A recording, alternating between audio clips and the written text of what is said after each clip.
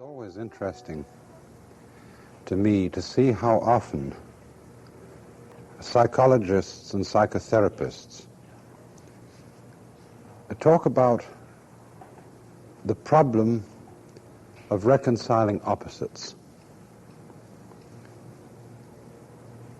Anybody who knows anything at all about the elementary principles, say, of psychoanalysis knows that according to the ideas of both Freud and Jung, who are in a way the great patriarchs of what we call depth psychology, that according to their ideas, there is a kind of compensatory relationship between what is conscious and what is unconscious in our mental life. And that to the degree that one is, as it were, light above, one is dark below, or to the degree that one is dark above, one is light below. And it's often pointed out that very many people who wrote the most scurrilous books, such as Rabelais, led the most exemplary lives, whereas on the other hand, a lot of people who wrote very pious and holy books actually led disreputable lives. And I think there is a great deal of truth in the way Freud so often points out that what is expressed in the world of dreams is the opposite side of life to that which one is living consciously. And that therefore the problem of integrating a person, of making him whole, and it's interesting, isn't it, that the word whole is etymologically related to the word holy. But the problem of making a person whole is to get together his two apparently opposed sides. And underneath all this there is the recognition that so many things which seem at one level to be opposed to each other are at another level mutually necessary. And this is something that's terribly difficult for us to admit. We don't like to uncover the basic harmony which very often underlies things that we would rather prefer to see in opposition to each other. Take, for example, the fundamental opposition of life and death. Isn't it perfectly extraordinary the way we manage to conceal, or most people manage to conceal, the fact that they keep alive by death day in and day out? After all, we are constantly transforming dead animals and plants into the shape of our own organisms. But all this kind of thing, you know, is conveniently put away. The slaughterhouse is somewhere in a back district of Chicago, and we just don't get to see what goes on. And, of course, we conceal death in so many ways. The whole art of the mortician, as he likes to style himself, is to conceal death. And therefore, because death is constantly repressed, we begin to forget how much life and death go together. And so, if to the degree that we fail to recognize the inseparability of things that we call opposites, to that degree we keep running into problems that baffle us and that we don't understand. We don't understand, for example, how necessary our enemies are to us, how the things that we fight against are things which stimulate us and call out our energies. And while, in other words, it seems to be necessary to muster all our strength to oppose certain things, if we should overdo it and muster too much strength and succeed in getting rid of our enemies, we might very well collapse. And I think that an insight into that fact underlies the celebrated saying of Jesus, "Love your enemies." Interesting. It doesn't necessarily say, does it, make friends of your enemies. It says, love your enemies.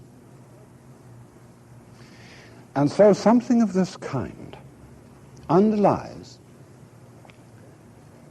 the very, very usual idea in Eastern philosophy of the truth lying in the middle.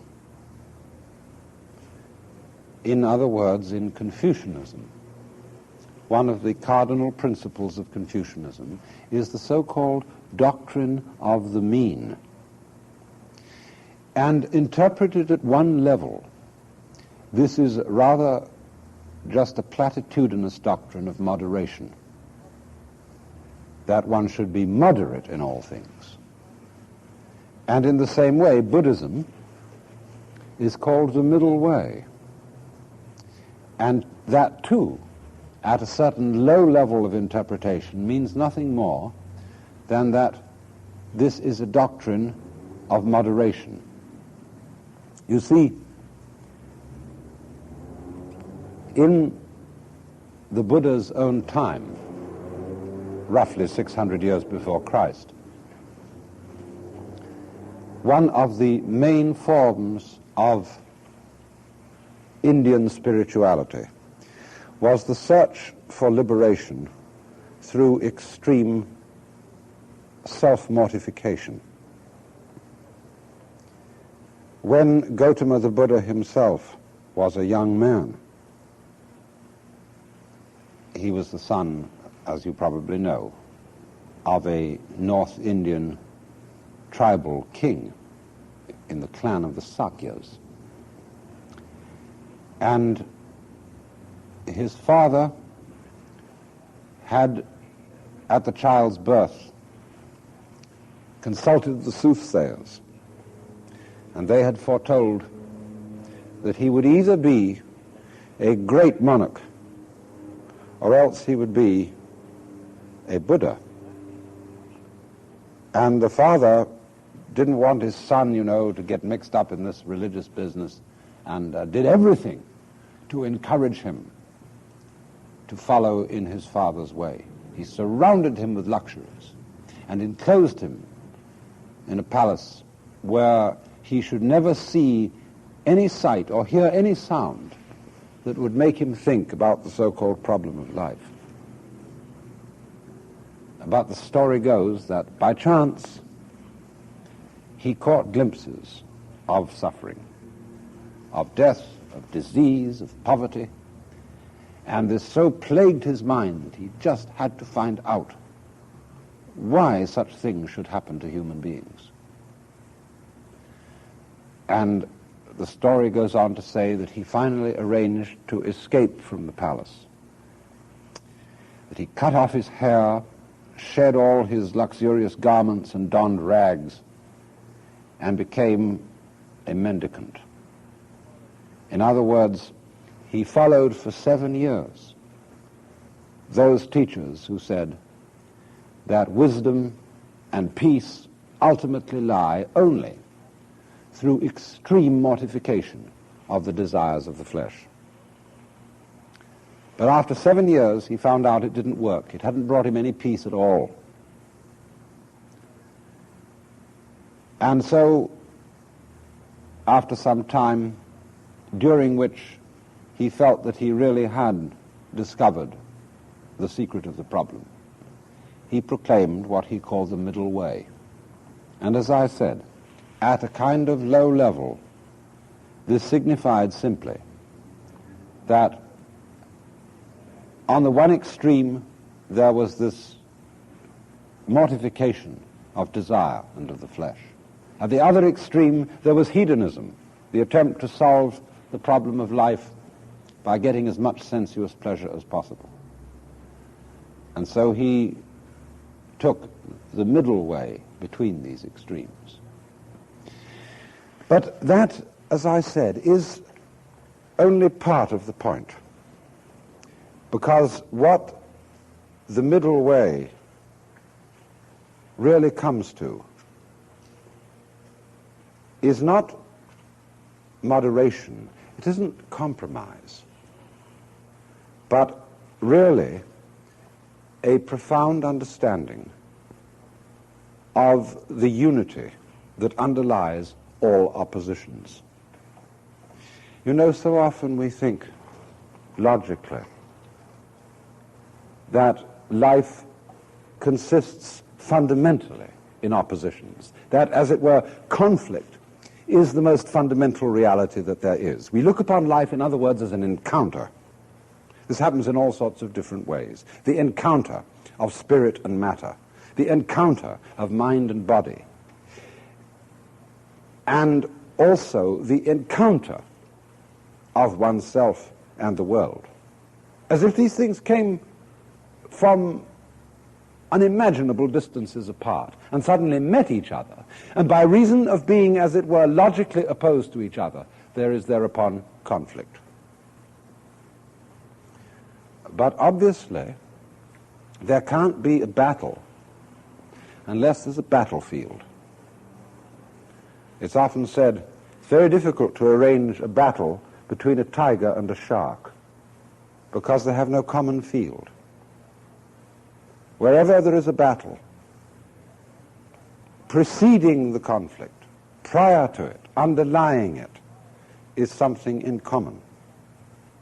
As the very fact that two people who are having a fight have something in common, that there's something they both want to get, and so are fighting over it. What they want to get, they have in common. And because they have the same desire, they are the same kind of creature, they have that life in common. And so underlying every contest, there is a fundamental agreement, as in Alice, Tweedledum and Tweedledee agreed to have a battle. So the real meaning of the middle way, and Buddhism is often simply called the middle way, is to go down underneath conflict to discover harmony. And I would like to talk a little bit about two kinds of following of the middle way which have occurred in the history of Buddhist philosophy. And these might also be called dialectic. Now, the word dialectic has, as it were, a sort of double sense. It's related to dialogue, to a conversation, as, say, between a teacher and his pupil. The Socratic method, the teacher, as it were, eliciting understanding from his pupils by a dialogue in which the teacher asks the right questions. The other side of the meaning of dialectic is that there are opposed positions, thesis on the one hand, antithesis on the other. And as a result of the dialectic between these two opposites, we arrive at a synthesis. And in both these senses of the word, the middle way is a dialectic. As you know, Eastern teachers don't advertise for students because their basic attitude is really they haven't anything to teach. That may seem surprising, but it is based on the insight that at the deepest level, beneath conflict, prior to conflict, because it's prior to conflict, life isn't a problem. This is a very obviously difficult thing to understand, but most people feel it is a problem, and therefore constantly go around looking for someone who will tell them how to solve it. And so it is in this way that the inquirer comes across the sage. We'll say the inquirer comes across, going back now into the history of ancient India, comes across such a man as the Buddha, and says to him, my problem is that I suffer, and I want to know how to stop suffering. This was the whole problem with which the Buddha dealt. And if we start from this raising of the question by the student, we can then follow out the steps of a dialectic so that the student is brought to the middle way, that is to say, to the point where the conflict expressed in his suffering is reduced to the harmony that underlies it. So the first thing that happens then is the student comes, the questioner comes and poses the problem. I want not to suffer. And the teacher answers with a counter proposition and says, you suffer because you desire. A lot of people think that's all the Buddha really said, that if suffering is the result of desire, all you've got to do is stop desiring and you won't suffer. Simple, yeah. But this wasn't the point at all. This was simply the first step in a dialogue. And so the next step is that if the student takes that to be the answer, he comes back with the question, well, how am I to stop desiring? And so the next question from the teacher might well be, do you really want to? And this would make the student scratch his head a little, because he realizes that if it's true, as the Buddha seems to say, that in order not to suffer, one must cease desiring. Surely, if I want not to desire, this is also desire. So to escape that trap, the student must answer, well, yes and no. I want to make an end of the kind of desires that lead to suffering, but I don't want to make an end of the desire to do that. So the next step in the dialogue is the teacher says, well, suffering comes from desiring more than you're going to get. So don't desire more than you're going to get. Desiring more than you're going to get is, or more than you have or can get, that is anguish. And the student thinks that one over for a while, and then comes back with this question. Yes, but supposing I fail in not desiring more than I have or can get, won't that lead to anguish too? And the teacher comes back with the proposition, don't desire to succeed in this enterprise more than you can succeed or will succeed. Now, I wonder if you've been able to notice what's happening here. On the one hand, there is, first of all, we start from the student trying to control his desire. There's the student and there is his desire, his hunger. And at each step in this question and answer,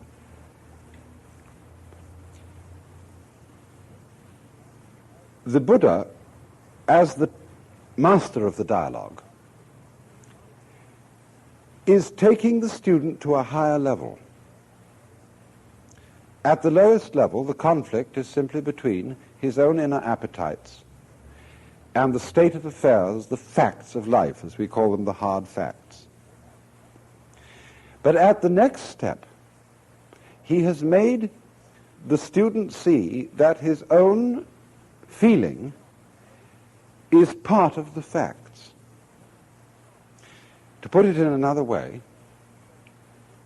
if you learn not to desire more than you have or can get, you are learning to accept things as they are. But among things as they are your own feelings. And these may be, as it were, unacceptable or unpleasant feelings. So he turns the student's attention to the fact that, all right, you've got to accept your own feelings as well. So the student says, well, supposing I can't accept my own feelings. He says, well, don't desire to accept them any more than you can. And that goes up to another level. And you see what happens ultimately as the conversation goes on. The student comes to regard his whole inner life, his feelings. He's become, you see, completely objective about them. They've become part of the world that was his problem. And he suddenly wakes up one morning to find himself in a very strange situation. He thought that he stood opposed to the world. He identified himself with his desires, and there outside him was a world that negated him. Suddenly all this has gone bloop, it's changed. His inside, his desires, his emotions, his feeling, and the outside world are all the same. And so where is left the person who had the problem?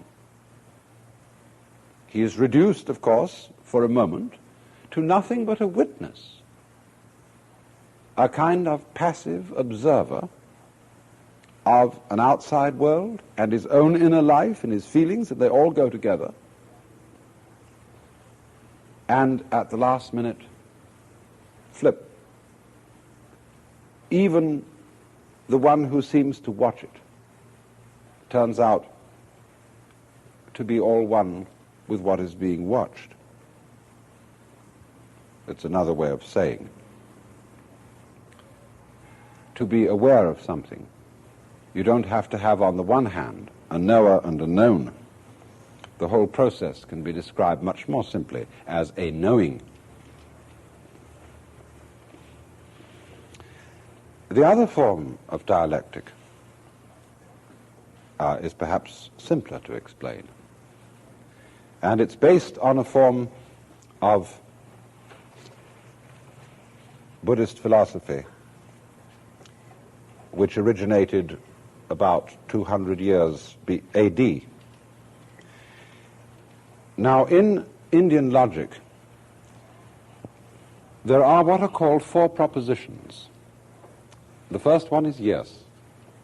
The second one is no. The third one is yes and no. And the fourth proposition is neither yes nor no.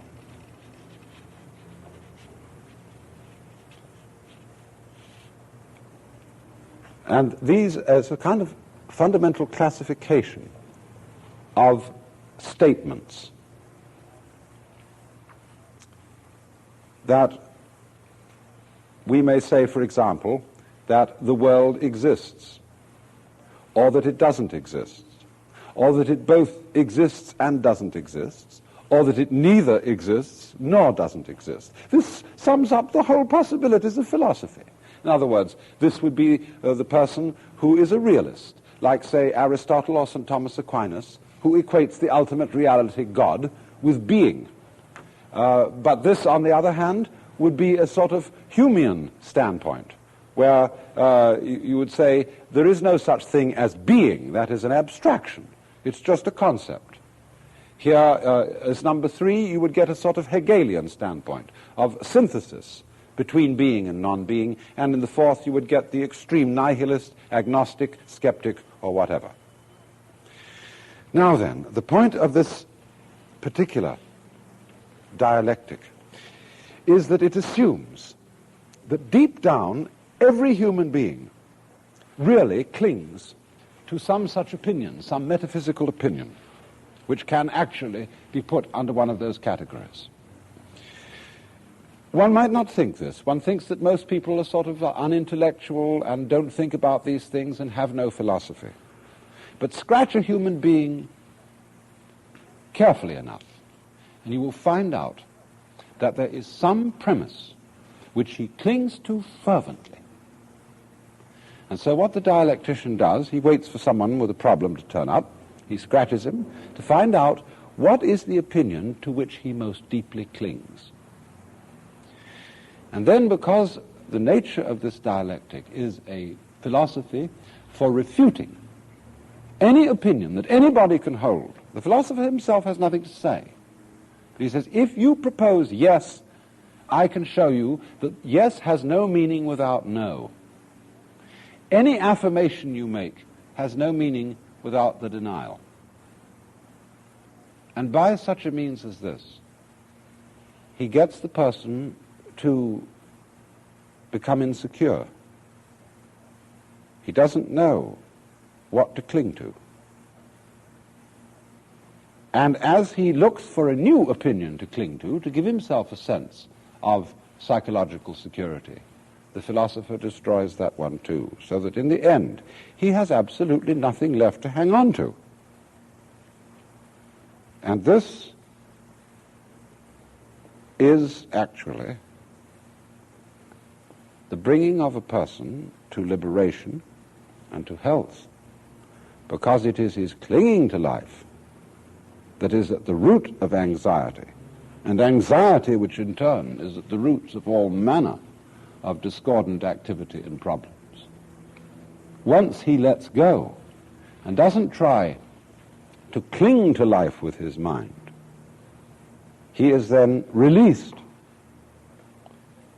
and talked out of his own self-strangulation.